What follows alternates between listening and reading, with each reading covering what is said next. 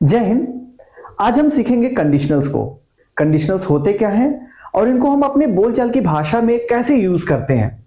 क्योंकि आपके एक सिलेबस का पार्ट भी है तो इसको सीखना बहुत जरूरी है और इंपॉर्टेंट में एक इंपॉर्टेंट रोल प्ले करता है। तो चलिए पहले जानते हैं कि कंडीशनल्स होता क्या है और कैसे हम अपने डेली रूटीन में हम अक्सर इसको यूज करते हैं। जैसे अभी ईद जल्दी ही बीता है, तो अगर उसके रेफरेंस में मैं एक सेंटेंस आपसे कहूं कि अगर आप मेरे घर आए होते तो मैं आपको सेवई खिलाया होता।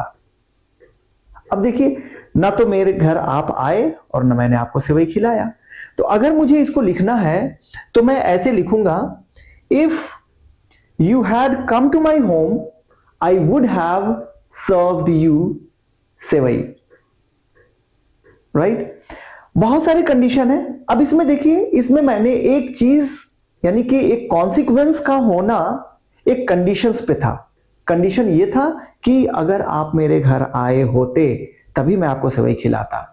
राइट? तो कंडीशनल्स ऐसे सेंटेंसेस होते हैं जिसमें एक क्लॉज में एक कंडीशंस बताए जाते हैं और दूसरे क्लॉज में उनके कॉन्सिक्वेंसेस को बताया जाता है। तो ऐसे सेंटेंसेस को हम कंडीशनल्स बोलते हैं। इन सारे सेंटेंसेस को देखिए, इसमें एक इफ क्लॉज है और दूसरा एक मेन क्लॉज है। इसमें एक कंडीशंस को दिखाया जाएगा और इसमें एक उनके कॉन्सिक्वेंसेस को दिखाया जाएगा। यानी कि इसका रिजल्ट है, ये रिजल्ट तब आएगा जब ये चीज फुलफिल किया जाएगा। यानी कि if you heat water to 100 degrees it boils. यानी कि बिल्कुल ये 100% होगा अगर ये कंडीशन को फुलफिल किया जाएगा। राइट? दूसरे सेंटेंस को देखिए, if it snows we will make a snowman. इन दोनों सेंटेंसेस में अगर आप डिफरेंस देखें तो इसमें जो इफ क्लॉज था, इसमें वर्ब जो था हमने प्रेजेंट में रखा था और इनके भी यहां पे ये भी वर्ब जो मेन क्लॉज का जो हमारा वर्ब था उसको भी हमने प्रेजेंट में रखा था। तो ये तब होता है जब हमें किसी चीज के होने का यानी कि रिजल्ट के आने का 100% चांस होता है। राइट? तो इफ क्लॉज में भी वर्ब को प्रेजेंट में लिखा जाता है और मेन क्लॉज के भी वर्ब को प्रेजेंट में लिखा जाता है।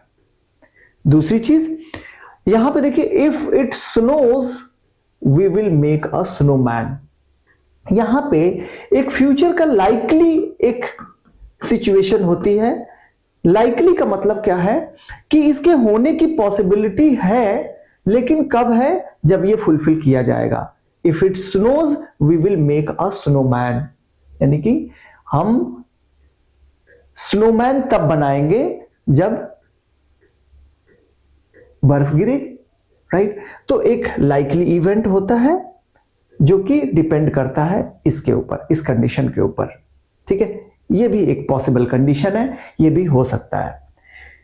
तीसरे सेंटेंस में देखेंगे, लिखा हुआ है if I one the lottery. अच्छा, इस दोनों में डिफरेंसेस क्या था? यहां पे वर्ब प्रेजेंट में था और यहां पे वर्ब जो था वो फ्यूचर में था। थर्ड जो कंडीशन हमने यहां पे लिखा है, if I one the lottery I would go on a world tour. अब यहां पे इस वर्ब को यानी कि इफ कंडीशन में वर्ब को हमने यहां पे पास्ट में लिखा है और यहां पे वुड के साथ हमने गो का यूज किया है। अब ये जो कंडीशंस जो होती है ना, यहां पे ये जो रिजल्ट है इसका कॉन्सिक्वेंस जो है ये अनलाइकली कंडीशन है। अनलाइकली का मतलब जो है ना, रेयर, मतलब पॉसिबिलिटी बहुत कम है होने की, एक रेयर कंडीशन है। If I one the lottery I would go on a world tour. ऐसा नहीं है कि आप लॉटरी जीत नहीं सकते, लेकिन चांसेस क्या है? बहुत ही कम है। तो ऐसी सिचुएशन आपको दिखानी है जिसमें कंडीशंस यानी कि इसका फुलफिल होना बहुत ही कम है। यानी कि चूंकि अब ये फुलफिल होना बहुत ही कम है तो इसका पॉसिबल होना भी कम ही है। तो जहां पे रेयर चांसेस को दिखाना होता है, रेयर चांसेस होती है फ्यूचर में इसके होने की, तो ये वाले कंडीशंस को हम फॉलो करते हैं, ये वाले स्ट्रक्चर को हम फॉलो करते हैं। ठीक है? अगर ओवरऑल आप कंडीशंस को देखेंगे, कंडीशनल्स को, तो कंडीशनल्स को एक दो पार्ट में बस डिवाइड कर दिया गया है। एक जो होता है जो एक जिनको हम कह सकते हैं कि जो फैक्चुअल हम इवेंट को दिखाते हैं, जिसमें फैक्ट्स को हम दिखाते हैं। राइट? यानी कि जिसमें हम रियल सिचुएशन को दिखाते हैं और एक जिसमें हम हाइपोथेटिकल या इमेजिनरी सिचुएशन को दिखाते हैं, ठीक है ना। तो दो कैटेगरी में हमने इसको डिवाइड कर दिया, एक हाइपोथेटिकल कंडीशन हो गई और इमेजिनरी इसको बोल सकते हैं, इमेजिनरी कंडीशंस बोल सकते हैं, और दूसरे जहां पे फैक्ट या रियल, जहां पे किसी चीज के होने की पॉसिबिलिटी है, यानी कि पॉसिबिलिटी। अगर आप देखेंगे इसको ध्यान से चारों सेंटेंसेस को, तो इसमें देखिए कि ये इनके जो होने की यानी कि रिजल्ट के जो आने की जो पॉसिबिलिटी है ना, वो धीरे धीरे कम होती जा रही है। और जैसे जैसे कम होती जा रही है, हमने सेंटेंस का स्ट्रक्चर भी क्या कर दिया है, चेंज कर दिया है। इसमें जहां पे बिल्कुल 100% चांसेस थी यहां पे इसके रिजल्ट के होने की, हमने पूरे इफ कंडीशंस, इफ क्लॉज को और मेन क्लॉज को, दोनों के वर्ब को हमने प्रेजेंट में रखा। जहां पे लाइकली कंडीशंस थी, हमने इफ क्लॉज को प्रेजेंट में रखा और मेन क्लॉज को हमने विल के साथ वर्ब के फर्स्ट फॉर्म में जोड़ दिया, लिखा।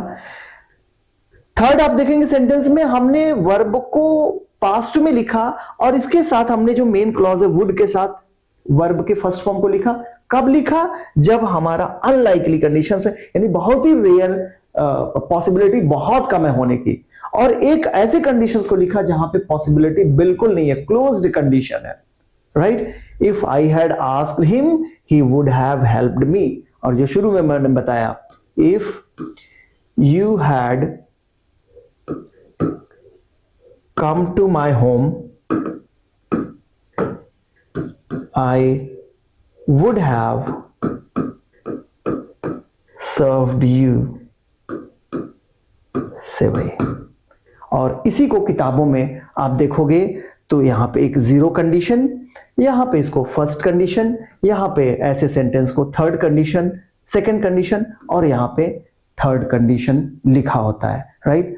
सो आई होप कि ये चीजें आपको इन चार सेंटेंसेस से समझ में आ गई होंगी कि कंडीशनल्स होते क्या हैं और कितने टाइप के कंडीशनल्स होते हैं। Thank you.